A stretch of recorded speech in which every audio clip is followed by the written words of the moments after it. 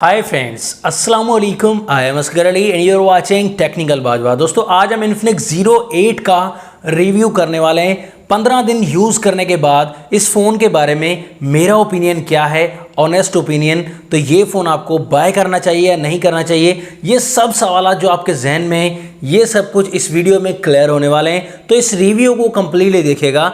अगर चैनल नहीं सब्सक्राइब किया, जल्दी सब्सक्राइब कर लीजिए, बेल आइकन को लाजमी क्लिक करें ताकि लेटेस्ट वीडियोस की नोटिफिकेशंस जल्दी से मिलती रहेंगी। Let's start.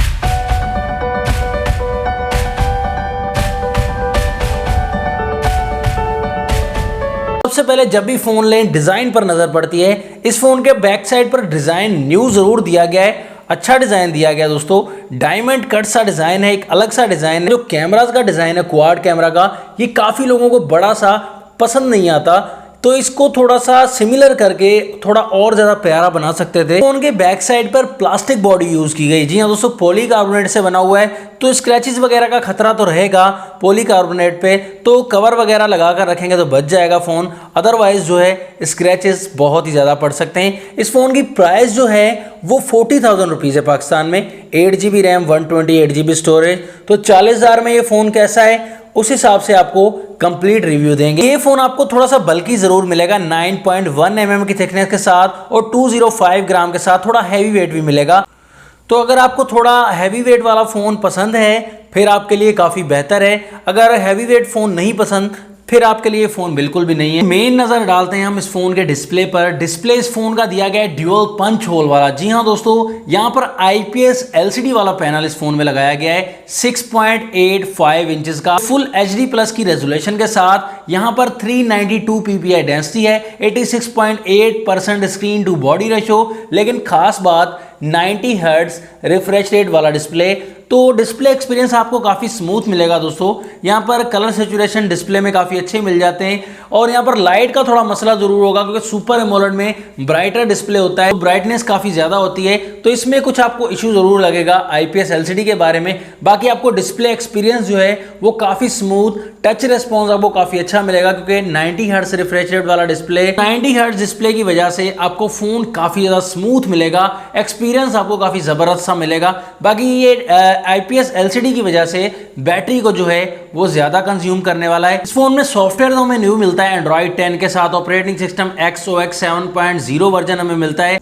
तो यहाँ पर आप काफ़ी एप्लीकेशंस का मज़ा ले सकते हैं। स्किन्स काफ़ी रखी गई हैं, यहाँ पर एप्लीकेशंस, आइकन्स वगैरह काफ़ी ज़्यादा ऐड किए गए हैं। तो आप जो है काफ़ी अच्छा एक्सपीरियंस इसमें ले सकते हैं। लेकिन काफ़ी लोगों को सॉफ्टवेयर नहीं पसंद आता, लेकिन मुझे तो अच्छा लगता है दोस्तों। स्मूथ होना चाहिए फ़ोन, अच्छा चलने में होना चाहिए, चाहे कोई भी सॉफ्टवेयर हो, बस जो है तेज़ी से चलना चाहिए। तो मेरा एक्सपीरियंस इसके बारे में काफ़ी अच्छा रहा। 15 दिन यूज़ करने के बाद कोई दिक्कत या हैंगिंग की प्रॉब्लम नहीं हुई।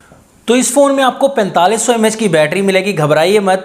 33 वॉट की फास्ट चार्जिंग है। तो ये फ़ोन आपका 1.25 घंटे में आसानी से चार्ज हो सकता है। जी हाँ दोस्तों, तो फास्ट चार्जिंग है, तो ये परेशानी लेने की आपको ज़रूरत नहीं है। तो चार्जिंग के हवाले से काफ़ी अच्छा है 40,000 की प्राइस में। और उसके अलावा इस फ़ोन में साइड माउंटेड फिंगरप्रिंट है, जो कि एक्सपीरियंस के मुताबिक काफ़ी फास्ट है। काफ़ी फ़ोन से कंपेयर भी किया, जो कि काफ़ी फास्ट रहा साइड वाला फिंगरप्रिंट। और फेस ID का मामला तो डेफिनेटली काफ़ी फास्ट है। फ़ोन आपका ड्यूअल सिम सपोर्ट है दोस्तों, एक ही वक्त में ड्यूअल सिम साथ में SD कार्ड भी इसमें यूज़ कर सकते हैं। और यहाँ पर आप हेडफोन जैक भी लगा सकते हैं इस फ़ोन में। Type-C की इसमें चार्जिंग पोर्ट दी गई है। स्पीकर क्वालिटी की बात करें तो स्पीकर क्वालिटी दोस्तों नॉर्मल दी गई है, यहाँ पर खास पसंद नहीं आया। फ़ोन में सेंसर्स काफ़ी ज़्यादा लगाए गए हैं। यहाँ पर SSLometer, gyro sensor, proximity sensor, compass sensor काफ़ी ज़्यादा ऐड किए गए हैं। और इसमें आपको बताना चाहूँगा कि इसमें कलर ऑप्शन आपको, हमारे पास ब्लैक डायमंड कलर अवेलेबल है, इसमें silver diamond colour and green diamond colour भी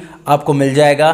तो यहाँ पर कैमरास का एक्सपीरियंस देखें तो बैक साइड पर 4 कैमरास दिए गए हैं। 64 मेगापिक्सल का main camera, 1.9 aperture, Soni IMX686 वाला सेंसर है। सेकंड 8 मेगापिक्सल का अल्ट्रा वाइड, थर्ड 2 मेगापिक्सल का macro camera and fourth camera 2 megapixel का डेप्थ सेंसर के लिए। तो फ्रंट में ड्यूअल सेल्फी है, 48+8 मेगापिक्सल की अल्ट्रा वाइड कैमरा ऐड किया गया 8 मेगापिक्सल वाला। तो यहाँ पर बैक कैमरा का रिजल्ट देखें, एक्सपीरियंस जो है वो काफ़ी अच्छा मिलेगा। डे लाइट का मामला हो, पोर्ट्रेट मोड का मामला, बेहतरीन एक्सपीरियंस मिलने वाला है। लेकिन जिस हिसाब से सेंसर ऐड किया गया दोस्तों, 686 वाला काफ़ी हैवी सेंसर है, उस हिसाब से अच्छा ऑप्टिमाइज नहीं किया गया ऑनेस्ट बताना चाहूँगा कि इन्फिनिक्स Zero 8 को और ज़्यादा अच्छा ऑप्टिमाइज किया जाता तो रिजल्ट में काफ़ी फ़र्क आना था दोस्तों।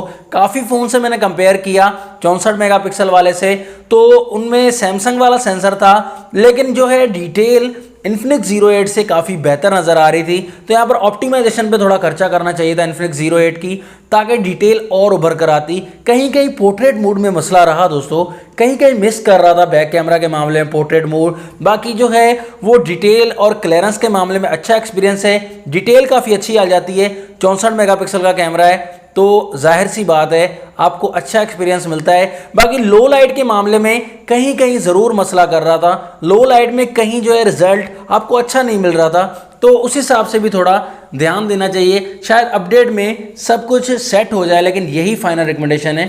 फ्रंट कैमरा की बात करें, डिटेल अच्छी खासी है, AI कैमरा है, तो उस हिसाब से आपको जो है वो कलर एक्सपीरियंस भी काफ़ी अच्छा मिलेगा, लाइट कैप्चरिंग भी काफ़ी अच्छी है। फ्रंट कैमरा में एक मसला मुझे लगा सिर्फ, जब पोर्ट्रेट मोड में आप जाएंगे फ्रंट कैमरा के, तो बैक साइड जो बैकग्राउंड है वो आपको सारा का सारा वाइट मिलेगा। पता नहीं चलेगा कि बैक साइड पर कौन सी चीज़ है, हालांकि ब्लर में पता लग जाता है कि बैक साइड पर क्या क्या चीज़ें पड़ी हुई हैं। तो यहाँ पर तकरीबन बैकग्राउंड जो है वो सारा वाइट मिलता है। बाकी जो फोकस है, आपको जो जिस भी चीज़ की फोटो ले रहे हैं फ्रंट कैमरा से, वो आपको बेहतर एक्सपीरियंस देता है, अच्छा और क्लियर रिजल्ट आता है। तो बैक कैमरा में 4K का ऑप्शन दिया गया है, रिजल्ट वाइज काफी अच्छा है। वीडियो में भी आपको नेचुरल कैमरा रहेगा, यहाँ पर AI मोड दिया गया है, तो आपको जो प्लांट का कलर है या दूसरे कलर्स जो हैं वो कहीं की भी आप वीडियो बनाएंगे तो आपको AI कैमरे वाला सैचुरेटेड कलर मिल जाते हैं। स्लो मोशन का ऑप्शन दिया गया है, 960 FPS में स्लो मोशन रिकॉर्ड कर सकते हैं, जो कि एक बेहतरीन एक्सपीरियंस है। अच्छा ऑप्शन दिया गया है। फ्रंट कैमरा से 1080p में आप वीडियो रिकॉर्ड कर सकते हैं, रिजल्ट वाइज भी काफ़ी अच्छा मिल जाता है फ्रंट कैमरा के हिसाब से भी। फ़ोन सुपर स्टडी मोड भी इस फ़ोन में मिल जाता है, वो भी आप जो हिलाई जुलाएंगे फ़ोन को तो रिजल्ट में कोई फ़र्क नहीं पड़ने वाला, ये भी काफ़ी बेहतरीन ऑप्शन है। तो ओवरऑल कैमरा के हवाले से जो भी वीकनेस थी मैंने आपको बता दी, जो अच्छी बातें थी वो भी आपको बता दी। अब आपने डिसाइड करना है कैमराज में कैसा है फ़ोन, एक्सपीरियंस जो है ताकत का इस फ़ोन में प्रोसेसर लगाया गया है मीडियाटेक का Helio G90T, 8GB RAM 128GB storage मिल जाती है। तो उसके साथ आपको एक्सपीरियंस जो मिलेगा दोस्तों, PUBG हमने प्ले की है, कमाल का एक्सपीरियंस है, कोई लैग का प्रॉब्लम नहीं मिला। बस बैटरी को थोड़ा ज़्यादा कंज्यूम करेगा IPS LCD की वजह से, बाकी आपको परफॉर्मेंस में कोई कंप्रोमाइज़ नहीं दोस्तों। G90T प्रोसेसर आपने देखा कि Redmi Note 8 Pro में दिया गया था, कमाल का एक्सपीरियंस था, वैसा एक्सपीरियंस आपको इसी फ़ोन में मिलने वाला है। PUBG खेलें, Asphalt 9 खेलें, कोई भी गेम आप प्ले करेंगे बेहतरीन एक्सपीरियंस है। तो गेमिंग के लिए अगर फ़ोन लेना चाहते हैं PUBG के लिए तो बेहतरीन है दोस्तों, एक्सपीरियंस काफ़ी अच्छा मिल जाता है। दोस्तों ये था इस फ़ोन का कंप्लीट रिव्यू। मैंने काफ़ी चीज़ें इसमें इंक्लूड की हैं, अगर कोई चीज़ इंक्लूड करना भूल गया या किसी बारे में फ़ोन के मैंने रिव्यू नहीं दिया अच्छा, तो वो भी आप कमेंट्स में शेयर कर दीजिएगा। अपनी तरफ से मैंने तकरीबन फ़ोन के बारे में सब कुछ बता दिया है, अच्छी बातें ही फ़ोन के बारे में बता दी हैं, और जो वीक पॉइंट है फ़ोन के बारे में वो भी मैंने बिल्कुल क्लियर कर दिए आपको। 40,000 की प्राइस में दोस्तों यहाँ पर देखा जाए तो 64 मेगापिक्सल का कैमरा बिल्कुल एक स्ट्रॉन्ग पॉइंट है, लेकिन ऑप्टिमाइज थोड़ा और ज़्यादा बेहतर किया जाता तो बिल्कुल बेहतरीन होता।